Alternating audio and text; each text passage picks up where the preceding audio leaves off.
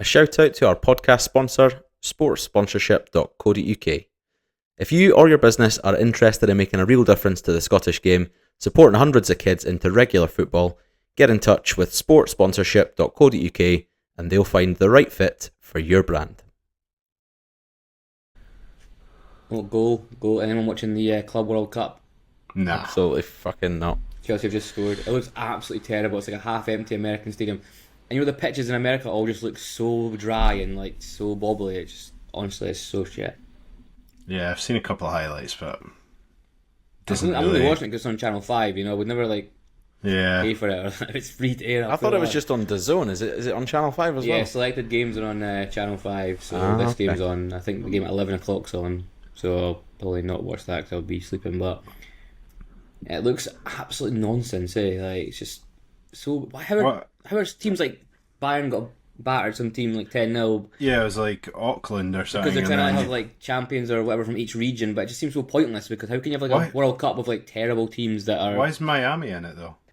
Are Miami not absolute garbage in the... Yeah, I think they won in some the sort USA of League, made-up man. cup like to get them in. Right. So they basically had to like create a competition for them to win outside of the MLS sort of nonsense, I think. Yeah, because they were like rock bottom for a long time, were they not? Like, so Yeah, I don't know. I think they won, or they were close, or they won some sort of cup, I don't know, but they are pretty fish.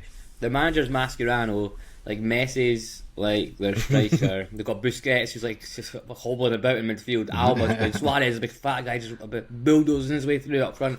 It's like a soccer aid match, you know. It's what it's like. Incredible. Yeah, I'll not hear any soccer aid slander, by the way. Some of the skills on show last night were world class. Do you know who Angry Ginge is? Because he's been all over my Instagram this thing. Yeah, mate. His clearance off the line. Yeah, I was like, who is this guy? Why is he embarrassingly really into the YouTube scene? Yeah, I'm one of those. So is he like a watch along sort of type guy? He's like in the Ballers League thing as well, isn't he? Yeah, he owns United. He's the gaffer for those guys. But I'm sure he started on like Twitch on streaming, just raging on different games. But fair fucks if you can make a career out of doing that. To be fair, I've seen him play a few charity matches, and he's always great at the back, like great centre half. He was man of the match, was he not? Yeah, man of the match last night in a game that Tevez scored 4 in. Yeah, there's 3-0 down, and then Tevez scored 4, and then what was it? Big Zoo scored the 5th or something. Yeah, some fat guy. The celebration, it's great for us, us big-bodied or bigger-bodied gents. Yeah, that rig, not including Matthew that anymore. But. No, wow, after that lunch, slippery slope, mate. I was struggling to finish the meal chicken. I had to come back to that later. Yes, I came back to that. It was a bit cold, but that's all right. Power through. It's one of those you can't eat cold, to be fair. The triple cheeseburger's gone though, Andrew. I was looking at it today. It's gone. Gone but not forgotten. It's gone. Officially gone. Mm. Making way for the big arch coming on Wednesday, I think. Anyway. Is it this Wednesday? That's the same day as the Conference League and Europa League draws. There you go. Coincided. So that... I could be wrong. With part of the draw's tomorrow on the 17th, and then part of it's on the 18th, or I could be getting that completely fucking wrong. But I don't actually know. I thought it was on just in the one day, but you could. It would have made sense. But my mate at work's a Larn fan, and they're at the very early stages of the draw, and that's definitely tomorrow. But when I was checking it a few weeks ago, I swear it's at the 18th for us. Who knows? I don't know. Yeah, I'm not sure.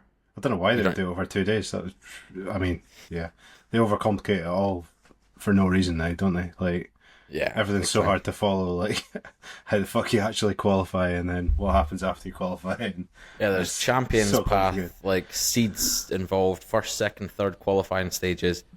It's a pain in the arse. It's too complicated. Way too. It's just trying to, I guess they're trying to involve loads of clubs, give everyone a pathway into it. From the lowest possible level, which I'm a fan of, but surely they could just make that simpler. Yeah, surely it's. We saw what they did in the Challenge Cup draw, some sort of nonsense with that. So it's just like, yeah, God, yeah. I watched that video. It was like 3 to 5 minutes of discussion of how it would work, and I was just like, what? Just to be like a draw, like a round by round game. Yeah. And I was like, that was a classic Challenge Cup. And then mine with the invited all the teams from like Ireland and Wales and that, and then it turns out that you would lose money if you had to like go abroad to like abroad. You had to go Such to a Wales for the flop. game, you'd lose money because obviously like I don't think any teams have any money really to make travel arrangements. But you just drive with a bus, then drive back after the game and that. It's mental. It reminds me of when I was working at the cinema, we would play in like this nationwide competition for like all the views like around the country. It's like a 5-a-side tournament. You'd play once a year, all the views from like all over Scotland and England would have a tournament. Basically, first year we got a travel lodge, which was great. So we went out in Birmingham, which is where it was, and then also View were like cutting costs. So the second year we drove on a stinky bus all the way to Birmingham in the morning, played the tournament, then drove all the way back straight after the tournament. Using this bus right back up there. Couldn't afford the hotel for the second year, and the toilet broke on the way back, so it was pretty grim. We're all just sweaty because we never had a shower or that. So we're just stinking in this fucking bus. We didn't win. Minging. Knocked out in the quarterfinals. I remember on penalty That's shootout. It's quite a good tournament to do though. It was great. But some boy missed the penalty for us. Hit the penalty over the bar in 5-a-side. How can you hit a penalty over the bar in 5-a-side? Because the bar's lower. Yeah, but come on, how rubbish are you to be able to hit? It was a one-step penalty as well. One step, and he smashes it over the bar. I was subbed off at the time, you see, so I couldn't have taken the penalty. Okay. You don't strike me as the sort of guy that's putting his name forward for a shootout. Mate. I'm lethal, son. Yeah, no, I'm not saying you wouldn't strike it well, but I just don't think you'd be the first to volunteer. No balls, you'd shit you're your saying. pants. Yeah. No balls. There was a lot just of quickly on the the topic of cash. I was reading today that the Club World Cup prize fund for the whole thing is $1 billion. So if you finish first, it blew my mind. If you finish first in the Club World Cup, you get, I think it's 83 million. And I was looking at it today. If you won all of your league phase games in the Champions League and won the tournament in the end, you'd end up with, I think, 5 million more. It's like not much more at all. So they're basically making this tournament as important financially as the Champions League. It's fucking nuts. It makes sense why they've been trying to rush through like transfers and all that kind of thing, like City trying to get players through in time, but I don't know. For me, I was thinking about it the other day and it was a very old man kind of thought. It was just like, these teams just shouldn't be playing each other. You know, like, that's it. Like, it ruins the magic of football. Like, you know, if once in a while you'd see, like, this absolute glamour game. Now they're just all glamour games. Like, that's it. And that's why, like, rivalry in, like, the Premier League's, like, gone out the window. Because it's just... Where they play each other in, like, a summer tournament, like, in Singapore or something. Exactly, like that. Yeah, it's just bollocks. Like, you know, it doesn't It'll end mean up with anything. 2 European teams in the final, of course, and it'll just be like the Champions League, because it'll be PSG versus Real Madrid or Man City or something. They're the most money and the best team. Well, so. I remember when they were going to do an Old Firm game in Australia a few years ago. There was a massive uproar about it, and I thought that's a bit over the top. Like it's like a friendly, obviously. Yeah, like, it's no big deal. Like when Andrew was the manager, a couple of years ago. Exactly. But then now I think about it, I'm like, do you know what? Absolutely spot on. Like, completely ruins the match. Imagine doing that like a couple of times a summer as well. Like especially game when like they play each other like 100 times like in a season anyway. You know, it's just completely lose the spark of it. But yeah, I don't know. I'm not. Club World Cup doesn't excite me at all. Like, at all. No reason to watch it, really. Nah, I'm more excited for the Women's Euros, to be honest. And even though Scotland aren't playing, I think that'll be more entertaining. Because at least there's a bit of competition to that. These teams playing in the Club World Cup, for Auckland, right? I'm buzzing for their players, because that's a funded trip across the other side of the world, playing against the best players in the world. That's an experience, because these guys are brickies and plumbers by day. That's amazing. But like, it's just lining the pockets of these already minted clubs. Yeah. That £1 billion, if you're going to put up £1 billion, I know you have to incentivise first place and incentivise doing well, but give those smaller clubs a bit bigger bit of the pie. It's just a massive 100%. FIFA ego trip. You know, there's a Panini sticker book, and Infantino's a sticker. Like, you can get a sticker of that prick. Seriously? Like, yeah. Oh my god, I've got a gold Infantino. Like, you really? You're training in the playground with your pals and that. I'll give you Infantino for a Messi. Fucking hell, that's a disgrace. Like, it's just nonsense.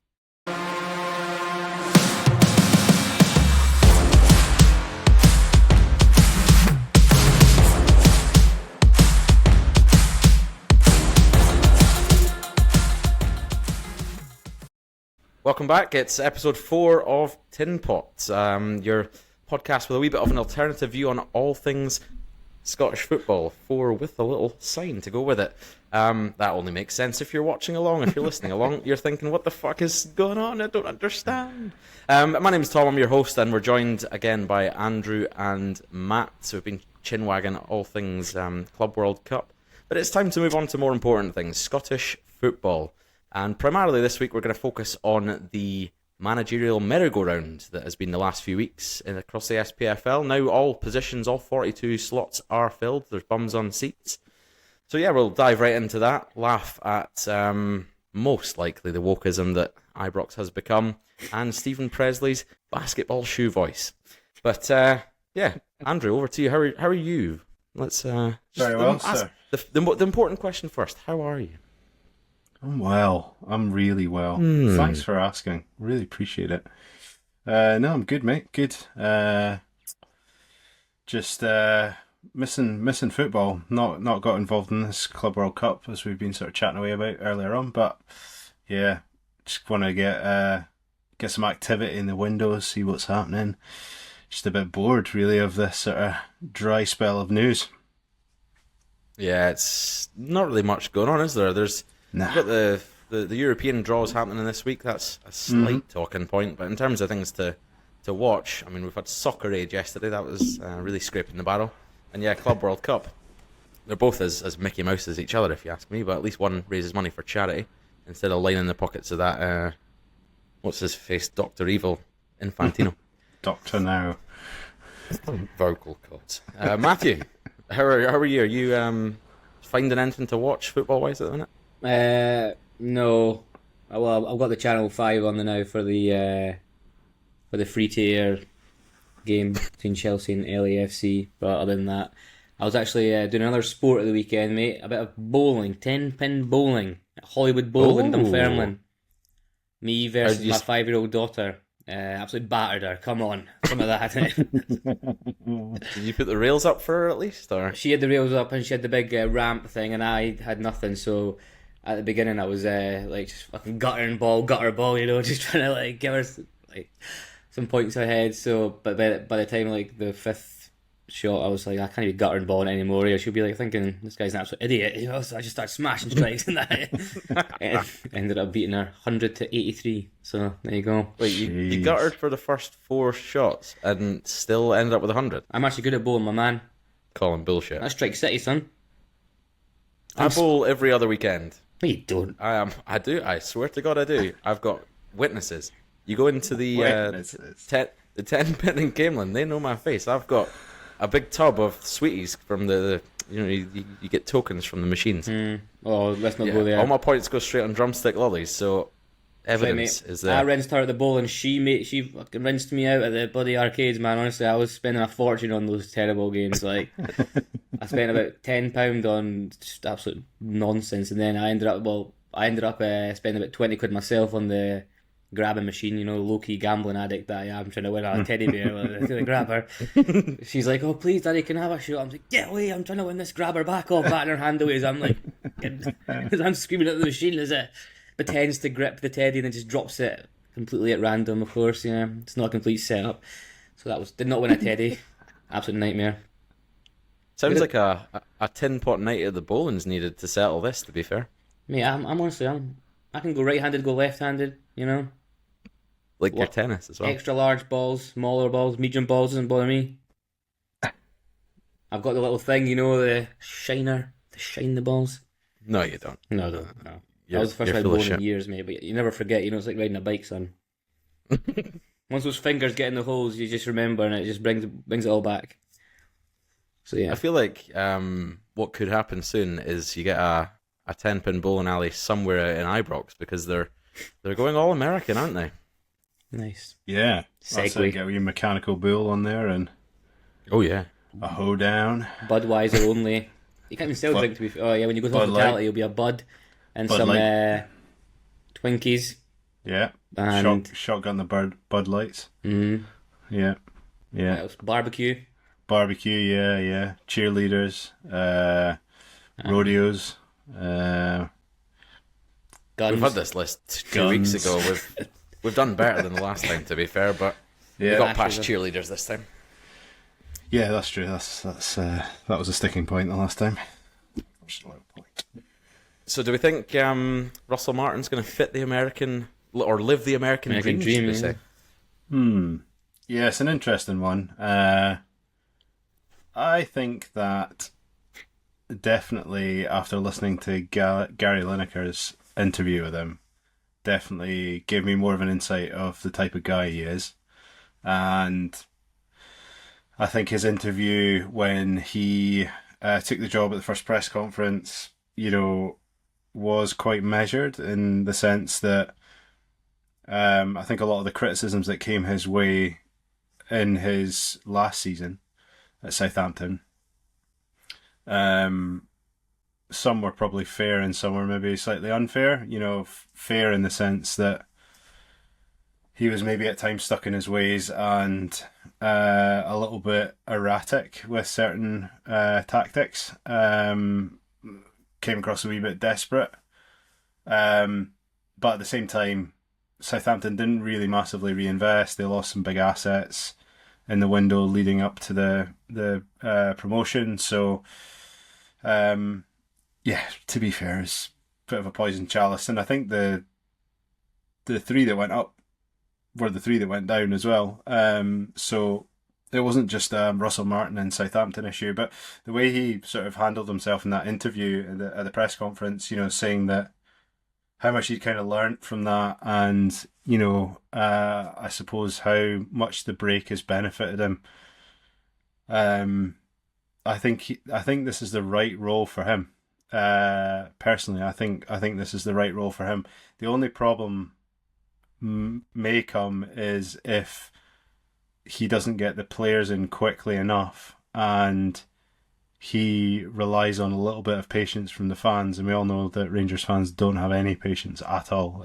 So you cast our minds back to the start of last season when Clement was dealing with no stadium to play in and a pretty shoddy sort of transfer market, slow activity. He didn't get any sort of reprieve at all. So yeah, Russell Martin's really got to absorb that, but it'll be interesting to see how the board kind of handle that. They have kind of caved to fan pressure before, and I would definitely say with this appointment they haven't. They've gone with what they feel is best. Russell Martin was definitely an outsider from a popularity perspective. So yeah, I'm right behind him. I think he'll do well. I just think he needs a wee bit of patience at the start of the season, and he's not overpromised anything by saying going to win the league or anything like that. He's not actually said anything about silverware. He's just talked about improving. So I think he's handled it pretty well so far. But yeah, need a strong window, I think, to get him going. Do you think that the way that they went down last season, and that coupled with, and this isn't a joke in any way, but the fact that you've got this vegan woke thing being cast over his head, do you think if he loses one of his first few games, say an away at Kilmarnock, and then maybe loses his first Old Firm, loses a couple of games in Europe, is there that pressure from the fans that sees him out before the end of the season potentially? I don't want to put that out into the world too soon, but I do think there's always a possibility, because you look at how quickly Rangers have gone through managers, of course. But the whole woke side, I don't really think that that's massively valid. From what I understand of his personality, is he's quite strong-minded, and he's, if anything, the extremely vocal, bad cop, within the sort of coaching setup, and I suppose that's kind of what Barry Ferguson brought, in his sort of interim spell. But that was absent from Rangers for a long, long time. Probably since maybe Stevie G came in. I don't think any other manager has really been sort of willing to, throw them under the bus when they needed to be thrown under the bus, to learn a lesson. Like, Stevie G would say that Morelos is overweight or whatever, pull him up about these things in press conferences. Same with Barry Ferguson, saying like, if I'm given these instructions, they're just not taking the instructions, and actually calling players out for it. I think Russell Martin is probably more towards that kind of mentality than the softer approach that other managers have taken. So I don't really massively buy into the sort of woke thing, but I don't know. Time will tell. Like, we'll just have to see. But he seems pretty strong-minded and level-headed. I think his assistant is the arm round the shoulder kind of guy, and softens the harsh feedback, I think.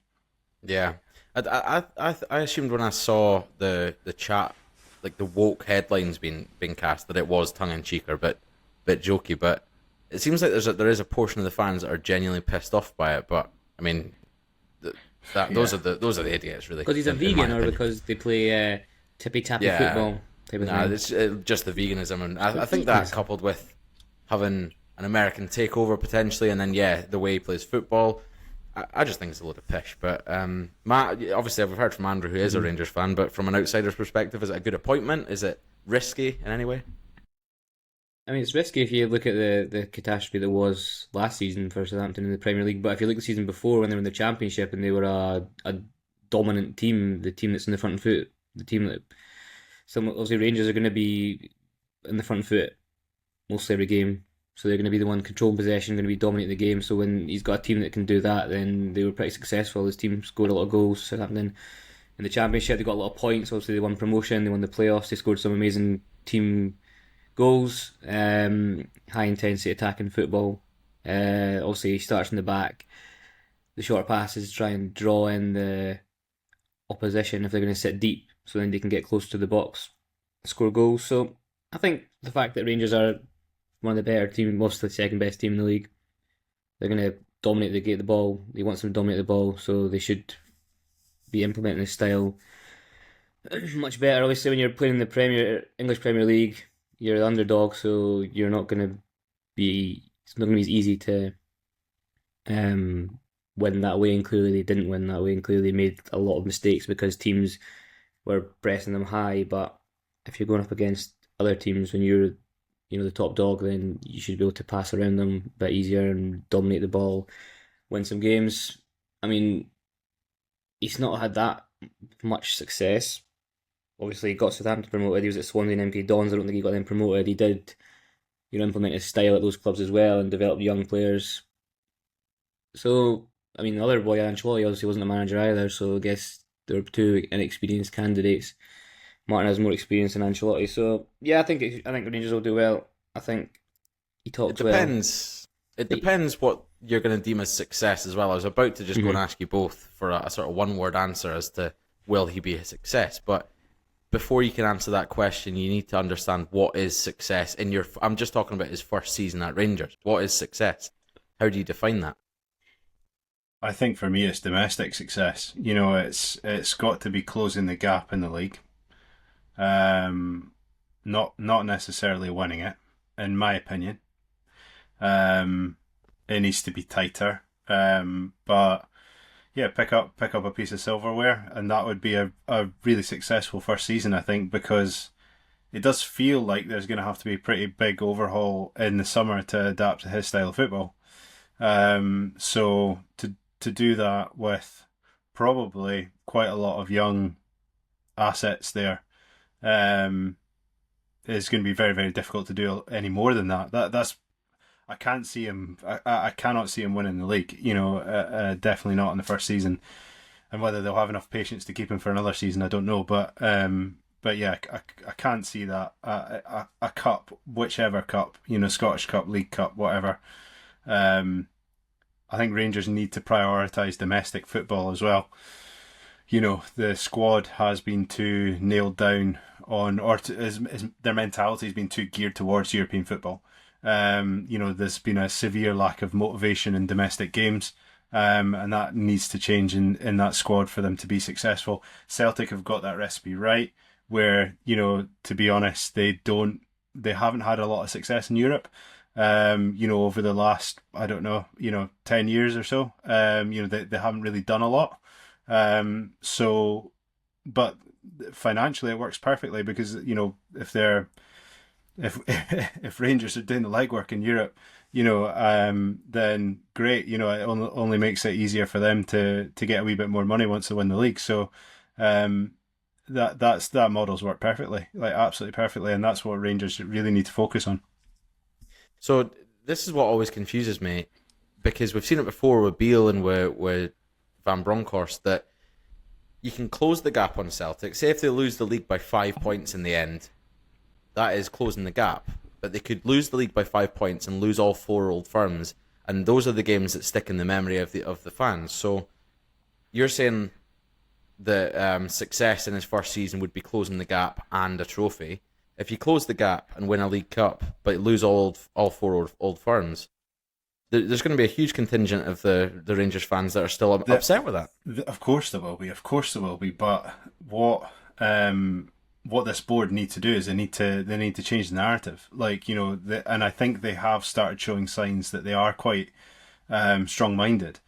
So they should be able to come out and disclose more information about the project that they're trying to execute when the manager is under pressure. That's really crucial, because if they deemed success the same as I deemed success, for example, they should be able to intervene at the right times to maintain the fans' expectations. And of course, a lot of them are still not going to be happy with that. But a portion of those that would be unhappy with that might actually be like, do you know what? Okay, we're on to something. Rangers have just really lacked direction at board level for such a long time. So statements have come too late. The communication's been threadbare at times. There's been no director of football or anything like that. So there's been so many gaps that have kept popping up over the last few years, over the tenure of, I don't know, 5 managers that we've just gone through. So the board now seem a lot more cohesive. They do have a plan. You can see that they've executed a similar type of plan at Leeds. So they need to be able to, it's not the same animal handling Rangers, because, Leeds are one of a few big fish, in the Championship. But Rangers are, it's a 2-horse race, and, every loss is an absolute catastrophe. So they need to manage that well. But if they do, then I think that that a good portion of the fans that would normally be on the manager's back won't be. It's the silence that makes it much worse. I think 2-horse race is stretched now. I'd say 1 horse and 1 lame pony at the moment, but I mean, maybe that'll change. We'll see. Matt, from your perspective, final bit on Rangers. When I said, what does success look like for this season for Russell Martin, what do you think that is, and can it be achieved? Because the answer is definitely yes, but will it be achieved? I think as it's a new board, it's a clean slate, you can forget about the past. I think Andrew's right, close the gap on Celtic, make it competitive at least, and try and implement a successful style with exciting young players, and don't lose at home to Queen's Park in the Scottish Cup. There you go. It's a low bar, so it's on the way up for Rangers. Yeah. I think it's it's a brand new start, new board. They know what they're doing, and hopefully they give them time to implement a style that's why they've appointed him. So I think they'll stick by him. So let's just close the gap and batter some diddies and try and get a draw or 2 against Celtic. We'll have a full pre-season prediction episode in a few weeks' time once we're closer to the start of the season. So you feel free to change your opinion between now and then. But just very briefly, a prediction for... You're both, I'm assuming, saying Celtic are going to win the league. So I'll just say a prediction for Will Russell Martin. A 3-pronged approach question. Will he be there at the end of the season? Will he win a trophy? And what is that points gap going to be at the end of the season? Matt, we'll start with you. Will he be at the end of the season? Yes. What was the second question? Honestly, listen? Will he win a trophy? Yes. Yeah. And will the gap will be 3 points. 3 points by the end. Wow. The last game of the season. So that is a very successful first season for Russell Martin. If if that is true, according to the two of you. Champions Andrew, League, mate. any change to I don't think he will win any of the cups. I think he'll win the league by 2 points. Just completely contradict everything I've just said, but you got be optimistic. Come on. That's it. got to back your Well, team. I wasn't enough. overly impressed with Celtic last season, putting it that way. Like, you know, but at the same time, I do think it's. I mean, when you've not really got somebody biting your ankles, then you know you can afford to not be sort of at fifth gear all the time. So, we'll see. But yeah, a good window. Who knows? See, if he was a Could vegan be and called like Russolino Martinino and he was like foreign and that and cool, then would people still be annoyed at him, or because he's like Scottish and a vegan? Like, what is this gimmick? You just eat a bacon roll, you know? Exactly. Yeah. If Square he was sausage, like, son. exactly. Exactly.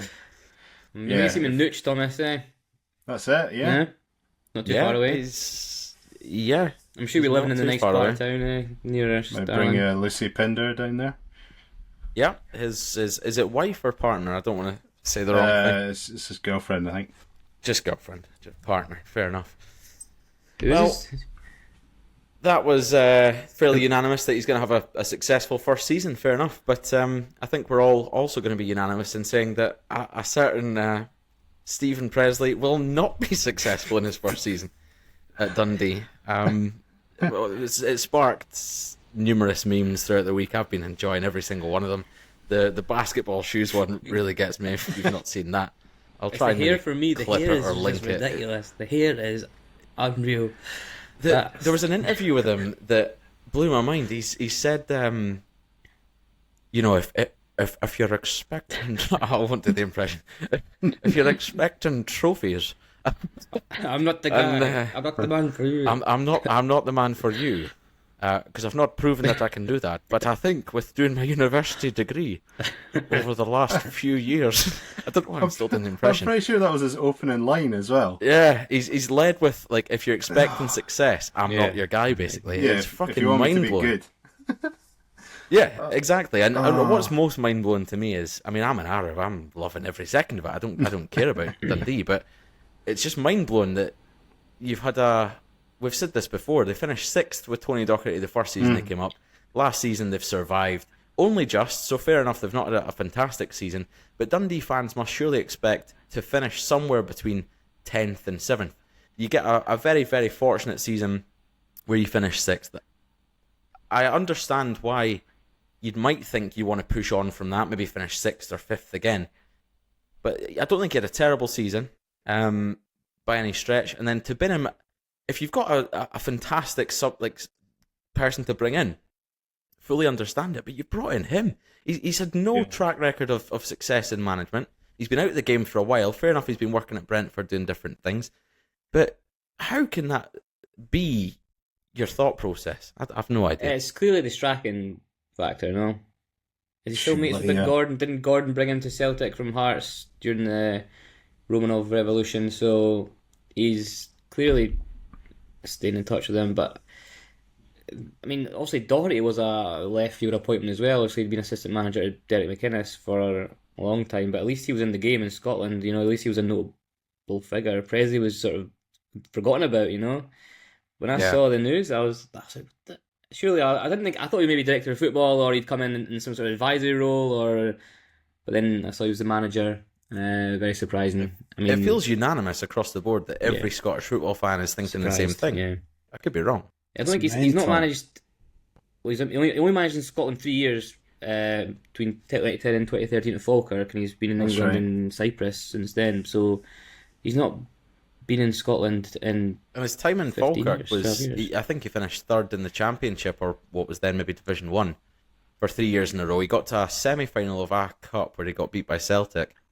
But he's not managed. Ages ago. Yeah. He developed young players, but at the time that was the sort of Falkirk model, so it wasn't like he was necessarily key to that. He also had played the players that he played, and that he bled the youngsters in. But I mean, Falkirk were doing, or did he start that? I don't really know. But did Dundee have a youth system like Falkirk did at the time? I don't know. If they do. Dundee at that time I think they were going through their crazy buying phase with their dodgy owner back in that day. But yeah, I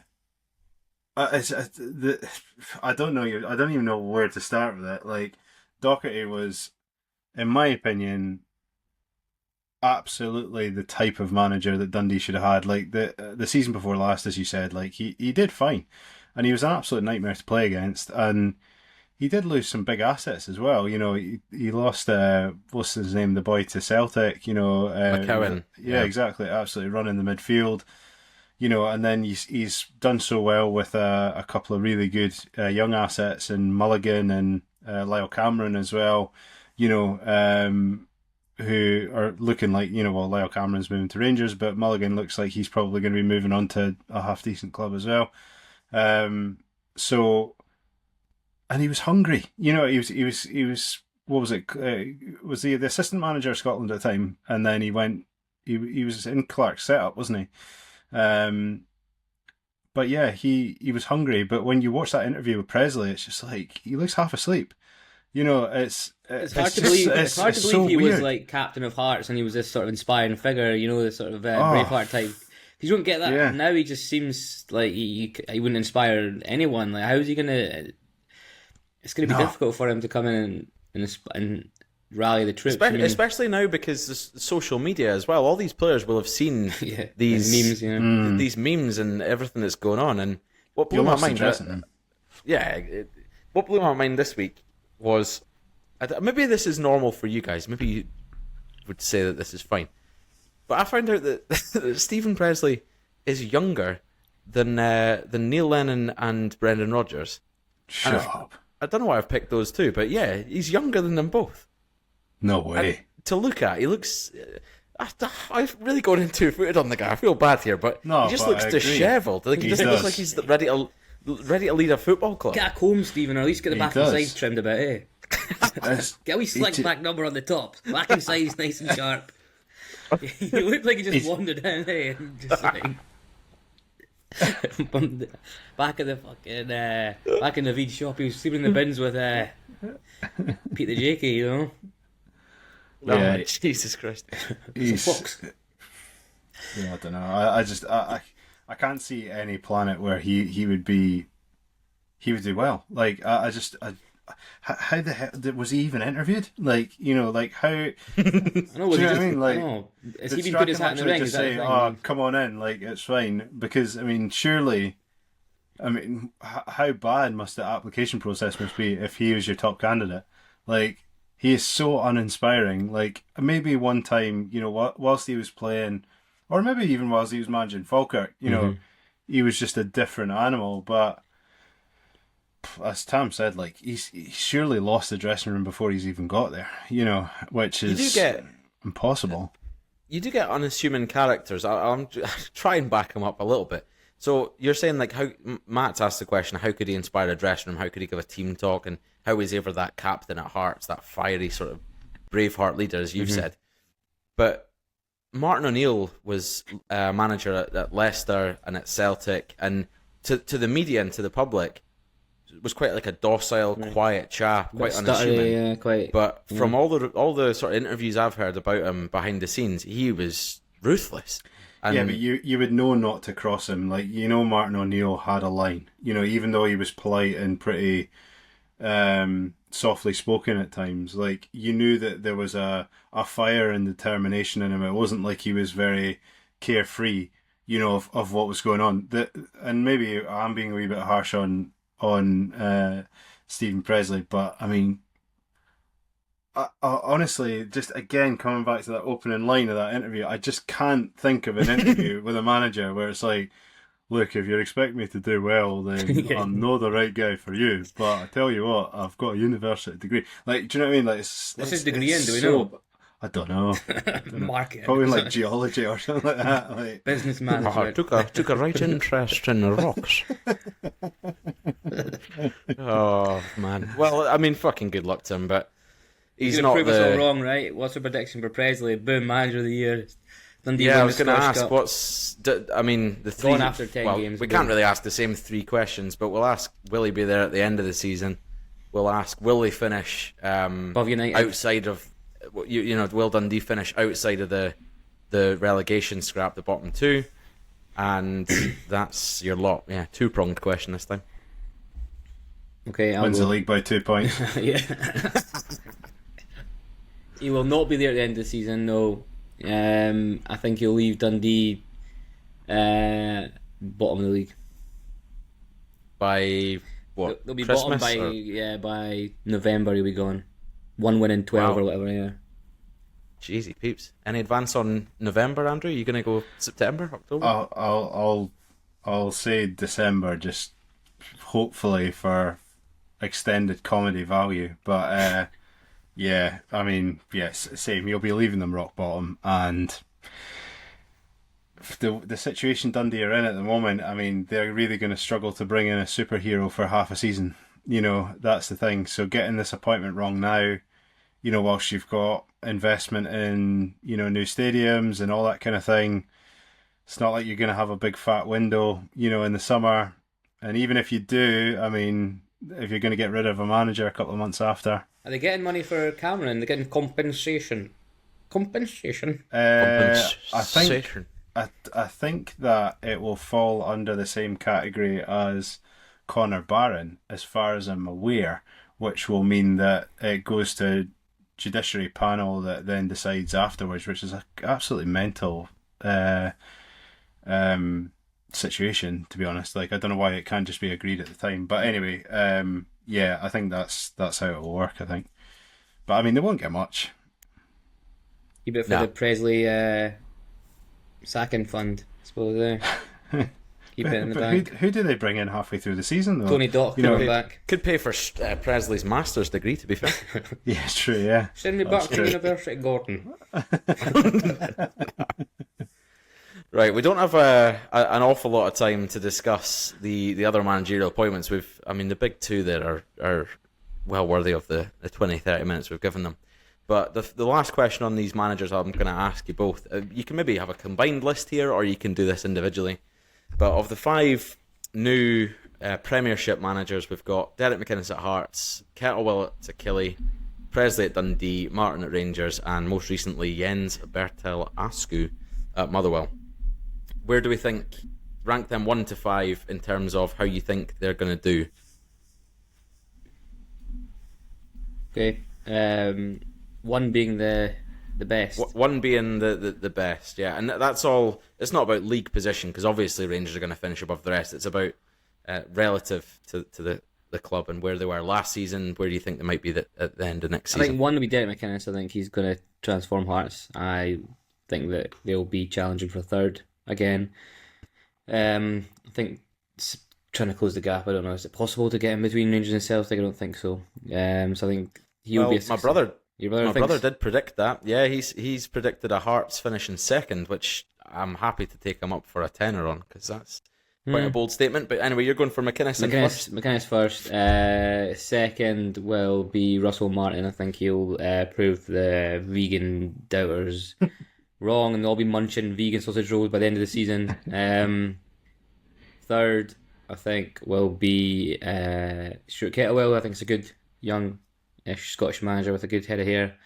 I think he did well at Motherwell. The circumstances surrounding his departure are a bit strange, so we'll see how he goes with that. But I think he has done well at County and Motherwell. I think he'll keep Kilmarnock fairly comfortable in the league. 4th will be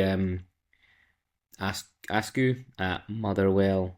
Again, they did okay last season. I expect them to be about the same position, bottom 6.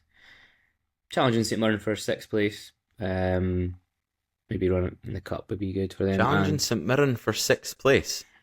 Just going to interject. So we've got probably Celtic and Rangers. We've got Hearts. Hibs, Aberdeen, Hearts, United. United will be bottom St 6. Mirren and Oh, so you're putting... I mean, we'll come to the predictions in a few weeks' I'm putting time, United, mate, in the bottom United 2. I think they're below gonna St have... Mirren and Motherwell. It's a classic United season. They have one good season, have one bad season, one good season, one bad season. They've had the good season. They're going to get papped out of Europe in August, and they'll be bottom of the table, second bottom bit above Dundee.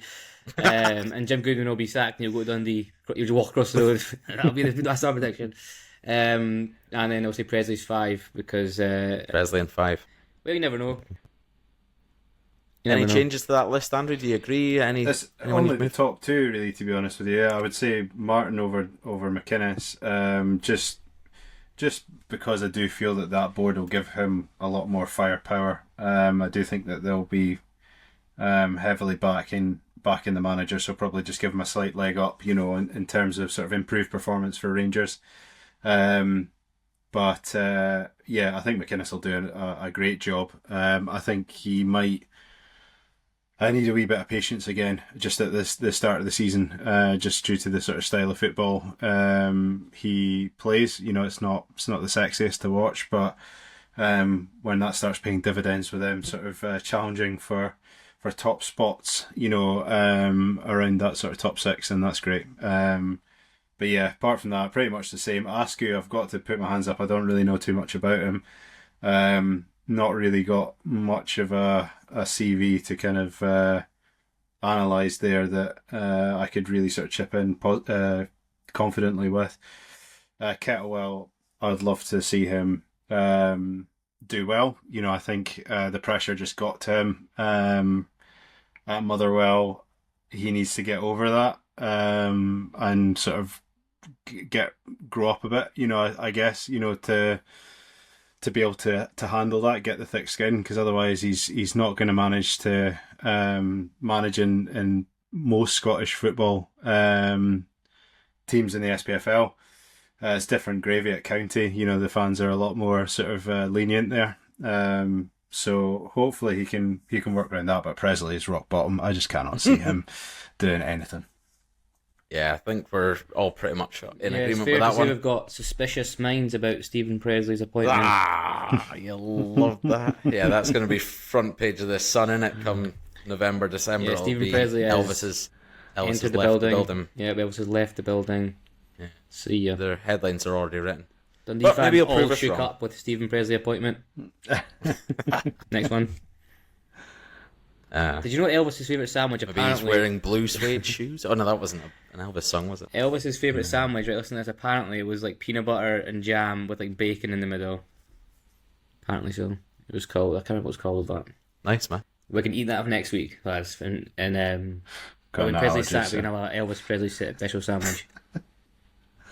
Yeah, you can Yeah. prep that for next week. Yeah. Yeah, Sounds I'll good. have peanut butter and jam, and a bit of bacon in there, a bit of salt. Oh, me too. Yeah, me too. What a bloody beastie! I bet you Poor love the Andrew, this Macas, eh? peanut allergy. Can never go for a 5, guys. The poor fella. Oh, sorry, Andrew, mate. Yeah, Just have a jam sandwich Poor then with bacon. I don't think I will bacon do. is Yeah, good. I'll just have that. Yeah. I don't want to kill you, so I'll shelve that idea. I'll eat that myself, and You can have mine. Of course you will, you greedy bastard. I know we had Scotland last week, but since we are all together and we're on the topic of managers, I just want a few minutes of your time to... It's more of a public service. It's a PSA. I don't really need any interaction from you. I'm just going to go off for a couple of minutes about why Steve Clarke is the man for the Scotland job, right? So last week we discussed it. you've been saying this all week. So last week's episodes, there was a discussion about it, and in my seat here, my opinions don't go too far. I but I'd just naturally avoid getting too stuck in. I was maybe too on the fence with Steve Clarke. But last Friday with the Iceland game, it was the first time my head was turned. So when it came to the Monday podcast, we just watched Liechtenstein, and it didn't do enough to really convince me. But now that I've had a week to resonate and get into my spreadsheets, because I bloody love a statistic, I'm going to give you my 2-minute spiel on why he is the man to take us forward. Go for it. So, there's going to be a few rhetorical questions in here. Don't need too much input from you, and I ask you very, very politely just to let me have my run. Because I've prepped this all week. I really feel passionate about it. So, Scotland's expectations as a nation, as a football team. Are we expecting to be in the sort of top 8 of the European nations, the Spains, the Portugals, the Frances? Are we expecting to be in the latter stages, the quarterfinals, semi-finals, finals of Euro tournaments? I think the answer unanimously is no, and if it's not no, it should be no.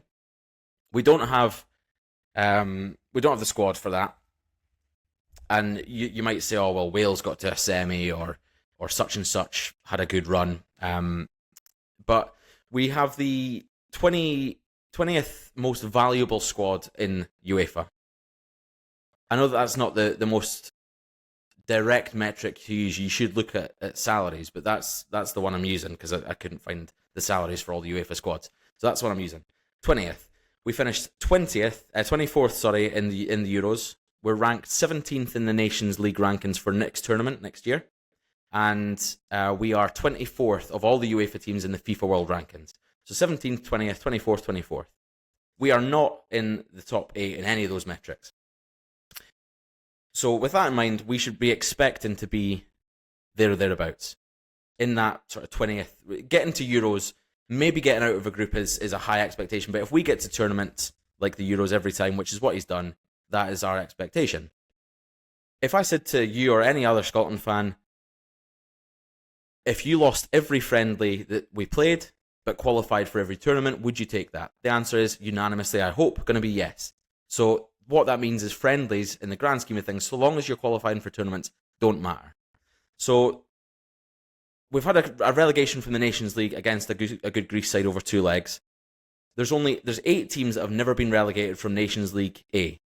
I can't remember all of them off the top of my head, but it includes the likes of France, Spain, Portugal, Netherlands, Germany, these types of teams, which we've all agreed we're not competing with. England, Hungary, Switzerland, Poland, Austria, they've all been up and down between A and B. So that's where we lie. So we've been relegated from that. That's not a surprise. It shouldn't be a surprise. And by the way, we're incredibly fucking close to staying up in that league. If Portugal had beaten Croatia by 2 goals in the last game, 2-0, we would have been finishing second on our way to quarterfinals of the Nations League. And Croatia getting beat 2-0 Portugal is not that surprising a result. So we weren't all that far. But anyway, we've been relegated, and so be it. So when you look at the top managers of European teams, the likes of your the teams I've just quoted, your Belgiums, France, Spain, etc. When they play the teams in their peer group, i.e. those 8 teams from the Nations League, they average a 39% win rate, those managers, against teams in their peer group. Steve Clarke averages 44% win rate in competitive matches against people in his peer group. People that are 5 FIFA rankings above and 5 FIFA rankings below. You can also look at squad values, 5 up, 5 below. So in that bracket of sort of 8 to 10 teams, 44% win rate.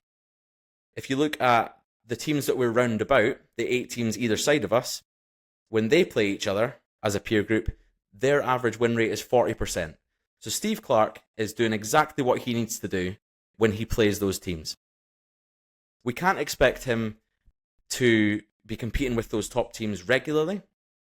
We can expect him to be competing against his peer group, which he's doing. He gets us through to tournaments. So my question to any Scotland fan that wants rid of him is, what is your expectation for a manager coming in?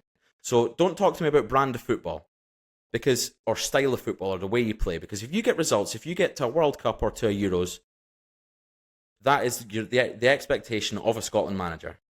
Plain and simple. And he's got a track record of doing that. He was in a World Cup playoff against Ukraine at home, which we got beat. I'm done. That's all I have to say. There's more stats. I'm not going to carry on. I've already said too much. But my question is, and I want you to answer this. This is a question to the listeners, because we get thousands and thousands of listeners every week. I'll put a poll out. What do you expect another Scotland manager to come in and do differently than Steve Clarke? Freedom! Slow clap. The crowd goes wild. It's not how I'd rehearsed it, but you made some very impassioned points there, and I agree wholeheartedly. Tony Dock in, Clarke out. Get Pressley. Get Tony Dock in. No, probably a good point to just take a breather. and get into our quizzing headspace with a nice game of Homer Away. Do-do-do-do. In a world where sponsorship is more accessible than ever, that world exists at sportsponsorship.co.uk. Whether you're interested in making a difference to your local community or further afield, or perhaps you're looking for access to tens of thousands of followers online to push your brand further than ever, get in touch with sportsponsorship.co.uk. That's sportsponsorship.co.uk. The scores after episode 3 are, Andrew, I know you keep score. What are they? 7 points to Matthew, 6 points to me. Correct, yes. After a phenomenal performance. Any extra points for that? No, you do not. No, worth a try. Always every week trying to get wangle an extra point. Eventually I'll deduct one for being greedy. Fuck off, mate.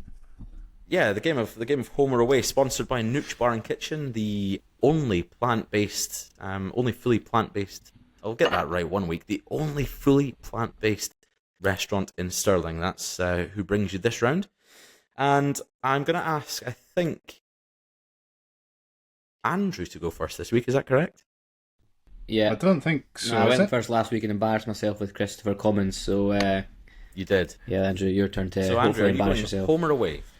I just don't ever think I could get an away question right, so I'm going to have to go home again. Well, they are worth 3 points if you get it on the first guess, and those 3 could take you up to a lovely 9. Clue number 1, and don't slag me off for this clue, it is a home person. It is a home question.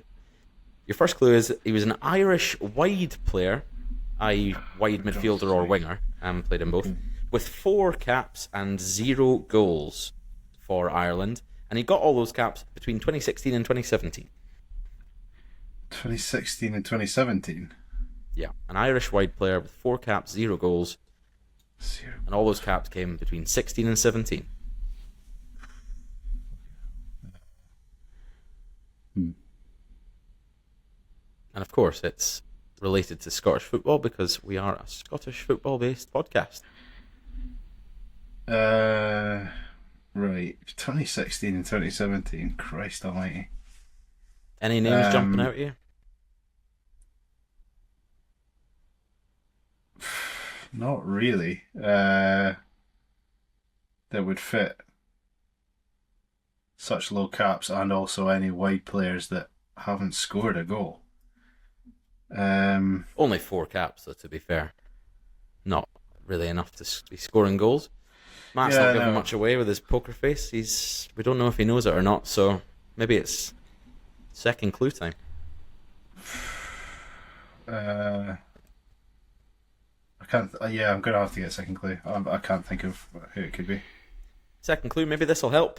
He began his career at Reading and retired at Aberdeen in 2024.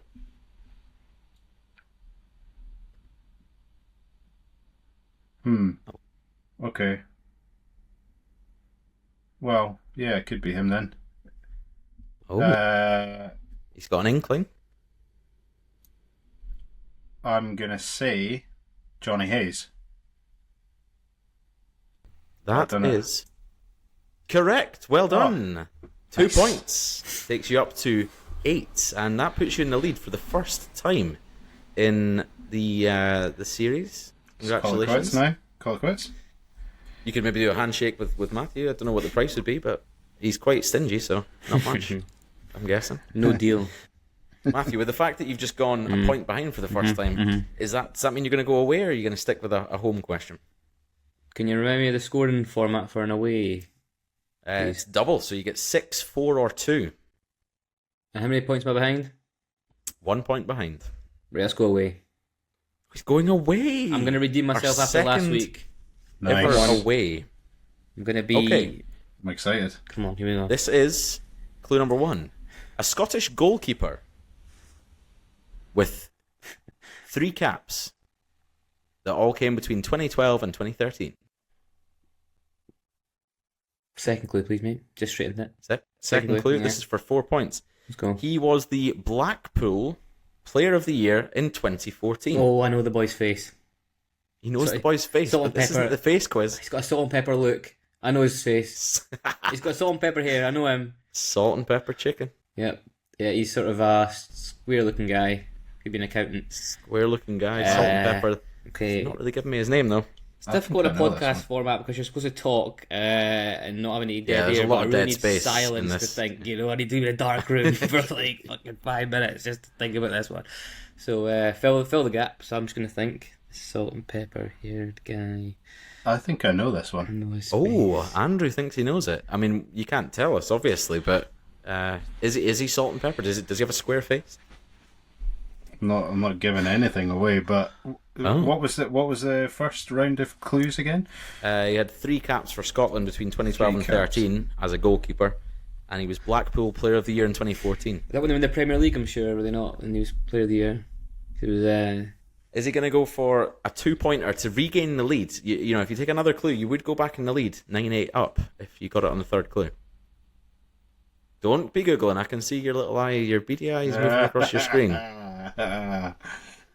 Give me the last Cheat. one. No, I'm not cheating. Cheating. I'm not cheating. I'm not cheating. Cheater, compulsive eater. The 3rd clue is that he played 5 times for the Rangers, and it was the Rangers by then, in the League Cup, only in the League Cup, and that was between 2016 and 2017. Oh. What? Can you tell me how many appearances he had for Scotland? 3. And he had 5 appearances for Rangers. They all came in the League Cup season 2016-17. I think I'm thinking of a different guy now. Yeah, me too. I thought it was the goalie that was when they were good for Blackpool, but I don't think. I'm thinking of a different time frame. For our listeners that complained after episode 1 that our quiz was over too quickly, you are Right, hit me with the 3 Eating clues your again, words now. please. I have to stick with my first thing, I think, in my head. 3 clues again. Scottish goalkeeper with 3 caps between 12 and 13. Stop typing, Matthew. I can hear you typing. I'm not typing. I will move over. You were. No, That's you brutal. know what? I'm not. That's I wasn't it. typing. You were? No, I was typing. Yeah, but You were? I'm typing the clues on a Word document. I don't have pen and paper. How dare you accuse me of such? You don't. You've heard them umpteen times. Just repeat it again. Don't. Just get a pen and paper like me. I don't have pen and paper. I want Let's to go. see your hands up next to your face Oh, like this. come on. Right. Yep. Scottish goalkeeper, 3 caps between 2012 and 2013. Blackpool Player of the Year 2014. Played 5 times for Rangers. All appearances came in the League Cup, and that was in 2016-17. I'm going to give you a rough 10-second countdown. Steve Simonson. I don't know. Steve Simonson? That is wrong. It does go to Andrew for 2 points, and to go a phenomenal 10-7 up. I'm going to go with almost namesake, Matt Gilks. Gilds. Ah. Yeah. I don't remember him playing even for though it's Rangers. pronounced Jilks, yeah. Yeah. I was just Andrew trying to... Gild. I was just trying to, That is incredibly the correct answer. Yes! I don't remember him playing for Rangers at all, though. He played What's he the guy 5 I'm League thinking Cup of with games the for salt and Rangers. pepper here? Can I Google his name now? Is that alright? He Can I did have a type? kind of squarey face, though. Yeah. Squarey face, maybe salt and pepper. I mean, it doesn't matter. Andrew got an away question when Matt didn't. Looks like- That is... What a turn up for the books. I would say Leicester 15-16 He does have vibes. salt and pepper here. He's got a bit of grey in there. Does he have quite a squarey face? He's looks a bit fucking tough, man. Looks wouldn't mess Let with me him look him now. up. He'd clear the Matt. box like smashing through his own players to fucking Matt Jilts. I don't remember him playing for Rangers at all.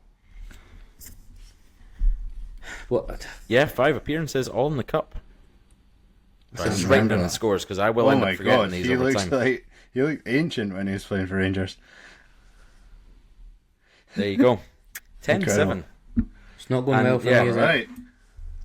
The bragging that Matthew had when he went 6-0 up after week 1, He did say at the start of tonight's episode as well that he didn't want any more piss taken on the socials for his quiz performance.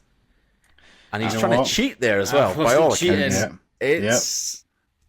Do you know what? It's tin pot. It's karma cheating. For the way that you treated your child during bowling. You know, you were getting too confident, and you know, you're that's trying a slanderous to comment. Though that's libelous, Thomas. I can't accept that comment. There's no evidence there. That's cheating.